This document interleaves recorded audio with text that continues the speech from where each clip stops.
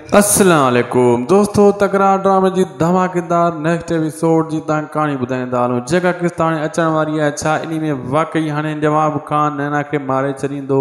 छा हाणे वक़्त जेको आहे पप्पू खे मारण में कामयाब थी वेंदो या वरी उहो पकड़ियो वेंदो? छा अचण वारनि किस्तनि में दोस्तों कहिड़ो कुछ थियण वारो आहे? इन वीडियो के आख़िर ताईं ज़रूरु ॾिसंदा, तव्हांखे सॼी अपडेट ॾींदासीं। दोस्तों इन नंढड़े वीडियो में वरी धमाकेदार अपडेट आहे। थी सघे तो दासी टीवी यूट्यूब चैनल के भी ज़रूरु सब्सक्राइब कंदा, असांजे पेज के भी फॉलो लाइक शेयर ज़रूरु कंदा।